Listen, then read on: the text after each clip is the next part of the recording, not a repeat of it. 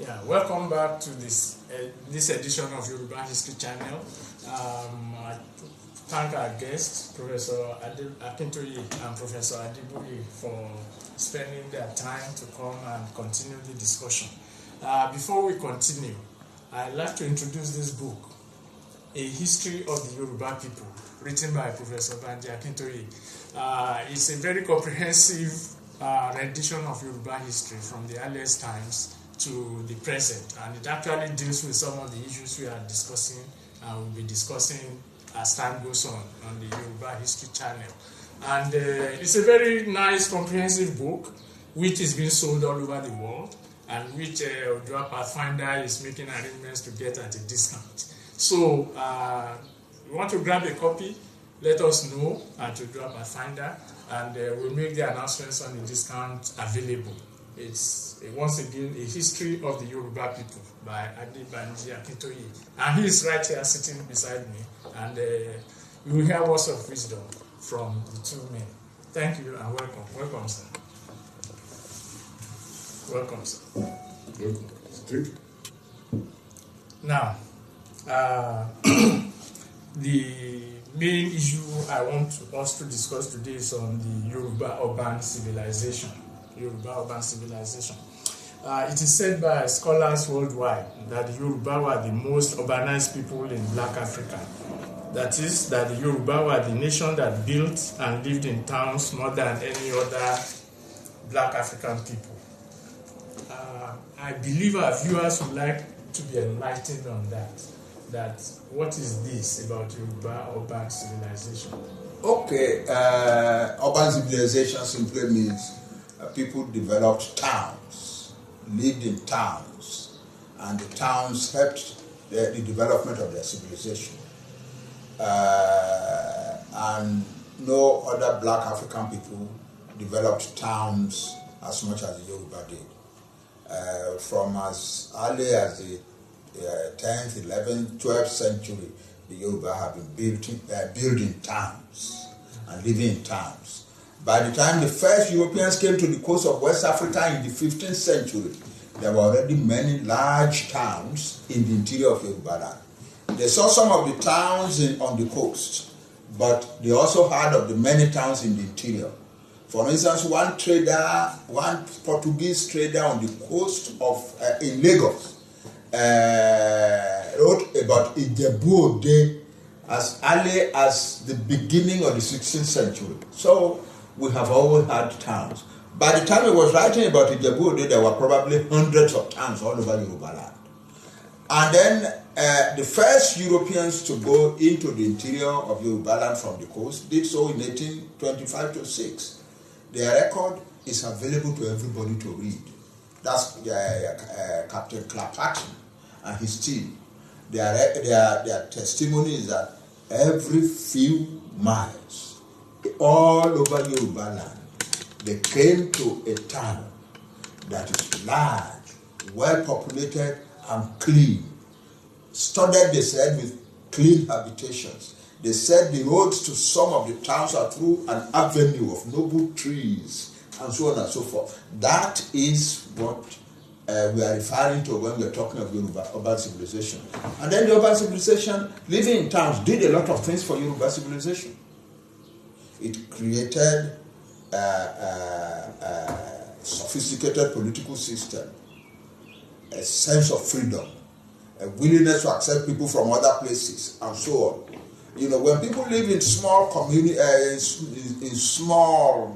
in no towns, in the bush, they tend to be hostile to foreigners. But when you live in a town, a large town, you tend to be open. Marketplaces develop there. In fact, some of the things that develop in Europe, you're talking about hotels and motels and restaurants. Yoruba towns only had roadside food sellers and buka, where the traveler through the town can go in and buy food. Living in town broke down the rigidity of separation between lineage and lineage. We all live in the same town, so we are all members of the same community, and so on. That's why the Yoruba are today more cosmopolitan in their attitudes, more willing to accept people from other places, more in political life, more open, more inclined to democratic tendencies, more willing to give their women freedom, and so on. All of those things are the gift of our urbanism. Being an urban people just lifted the Yoruba people culturally, in terms of civilization, above a lot of their neighbors. That's it. Okay. Any contribution? Nothing much other than to just put in the sentence that the practice of communalism is almost goes in parallel with urbanization. The Yoruba attitude to politics as you see it today essentially says that whereas every individual is so an individual, a Yoruba thinks he is because we are. Yeah, community. The community has been so important in Yoruba land, and it couldn't have happened if we were isolated little villages where every family was named to itself. So when we are analyzing what is happening to Yoruba in Nigeria and what is happening to Africans and what have you, we cannot dodge the effect of urbanization on Yoruba. And sometimes we complain about what looks like a negative thing in Yoruba when in fact it is positive. Our determination to go communalistic and to watch out for one another over and above individual interest is what brought us to where we are. I agree that is now being corrupted, but we are going to have to seek a balance between the heritage that we got from urbanization and its corollaries and the imperatives of today's Nigerian politics. Okay. Well, you mentioned something about the imperatives of Nigeria's today's politics. Mm-hmm. How has living in towns helped the modern development in Yoruba land? How has that helped? It has helped Yoruba people a lot. January 17, 1955, universal free primary education was declared all over Western region. And the Yoruba were not the only people organized. Their cousins, the Edo, and the Shekiris and what have you, in what was then called Western Nigeria, all the way up to Bujibuji Agbo to even Asaba. There is a culture of urbanization. So when Awolowo decided, and his people decided that they were going to have free education, it was cheap because they could build a school in every urban center and it will fill up rapidly. The Yoruba families went about a mile or two or three to their farms during the day and came right back to the city or town in the evening. So they had security, they had what we can call economy of scale. So it was easy for Awo and his colleagues to put a school everywhere where one was needed. They didn't have to build infinitely many of them. Now take that and take it to another community, where they have isolated villages all over the whole place. No government will have the resource to build a school for 4 people in a village and 10 people in a village and all of that stuff. And so the survival and continuance of free education in Western Nigeria was a consequence of urbanization. The failure of free education in Eastern Nigeria, which was started in 1957, 2 years after Awo, its failure was not because Aziki was less smart or they had less resource. It was because the spread of the population in Eastern Nigeria did not support that kind of practice. Yes, even from the beginning, when the Christian missionaries came at the middle of the 19th century and started to build churches and schools, the urban population, the urban civilization of Yoruba land made it easy. So they were just going, establishing churches and schools in towns all over Yoruba land. They couldn't do so in many other parts of Africa or many other parts of Nigeria because there were no such towns. the result is that education then went very fast in Yoruba land. Christian missions were all over the place. By the first schools were built in late in the 1840s. By the 1860s, there were Yoruba families sending their children away to England or whatever to go and learn more from the Christian mission elementary schools. So that by 1870, Yorubas were already producing university graduates, lawyers, doctors, engineers, surveyors, etc., and so on. No other Nigerian people produced a university graduate until 1934. That's almost 70 years later. So it's the urban facility makes Yoruba land jump ahead. That's the power of urbanization. The fact that the others were not as urbanized as the Yoruba created a drag which the Yoruba did not have to suffer. On that score, why do you think, or why did the Yorubas develop in that way? That's urban. Why did they develop in that manner? It's what is responsible for it? Yeah, the first town we built was at Ife, and that was in the 10th century. Before then, we had lived in small communities too. Like most other people in Black Africa. But sometime in the 10th century, the people in the bush, in the forests of Ife, the small communities scattered about 20-something of them, they began to fight one another. And the fighting went on and on and on and on until, somehow something happened in their mentality, and they said, listen, we can't continue to fight like this. Let's bring this fighting to an end. But let's come together as one town, as one settlement. And that's how Ife arose. After Ife, the example of Ife then created a momentum. And Yoruba people began to go in the bush to go and find more towns like that. So wherever they found a group of a small settlement, they would say, let us come together. In some cases, the people in those settlements would accept the newcomers and start a town. In some cases, they would say, no, this is our land, and fight. And then they will be fighting. But in the end, there will be a town. So that's how towns were established all over Yoruba land in a space of 300 years, in a place of 400 years. By the 16th century, most of Yoruba land was covered by towns, each ruled by a king called Oba. And they also developed the practice of building walls around their town. The wall became a proud thing. When you are proud that you live in a town which has a big wall. And the wall, is cheap.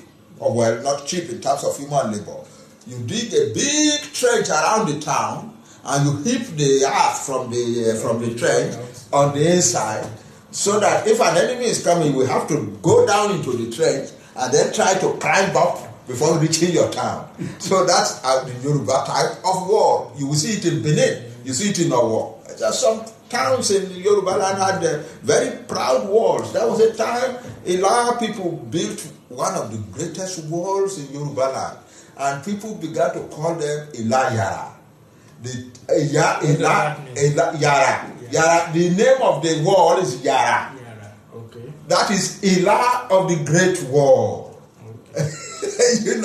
And one Olowo Oshoboye in the 18th century decided to build a great wall for war. And he mobilized his people and they built a great wall for war too. So people used to travel from other parts of Yoruba land to go and see their walls. Yeah, so that is it. So building walls around our town became a matter of pride. Yeah. Okay. All right. On the question of pride, this is just an aside, and I want either of you to address it. The pride, the historical pride, does not appear to be ingrained in Yoruba people. In other words, with such a rich history, it appears as if there is no sense of arrogance on the part of Yoruba people vis-a-vis other people? Yorubas are proud. What is the... There's a difference between pride and arrogance. Yeah. So Yoruba people are very proud of their history. They are very proud of their culture, but they are so sophisticated that they don't become arrogant towards other people. In fact, the Yoruba man is ready to accept other people so easily. We say alejo lanjo fun. That's the only Yoruba. What does that mean? Alejo. It is the stranger among us for whom we bend. We bend for the stranger in our midst. We provide first for the stranger in our midst. That's the Yoruba. That's a common Yoruba. Yes, we bend for the stranger among us. We say we are the ones who hide bits of food in the eaves of our houses, so that the unexpected stranger may not suffer. You know, and our kings provided for accommodation in their palaces. Every Yoruba king, every Yoruba palace had a quarter near the marketplace, near the king's market, where strangers were allowed to come in and live and feed on the king. You know, that's the way we were. So we bend for the stranger. We provide for the stranger. There's no room for arrogance in that. In about 1790, one Hausa trader in the Akesa market in Oyoile went to the palace crying that some boys had stolen some goods from him. The Alaafin personally took it up, because that's serious. In Yoruba culture, the people you avoid touching, the people you avoid hurting are the foreigners, because they are the sons of the king. The Yoruba king is the father of the strangers in his kingdom. So you don't touch them, because then you'll be causing yourself a lot of trouble. And this Alaafin, when they reported at the palace, he took it over. He appointed some chiefs to go and investigate. 2-3 days later, they didn't come back to report to him. So he suspected that some big men might be hiding the boys who committed the crime. So he brought out his Shango something and called on Shango to go and strike not at the boys who committed the offense, but at the important people who are hiding them.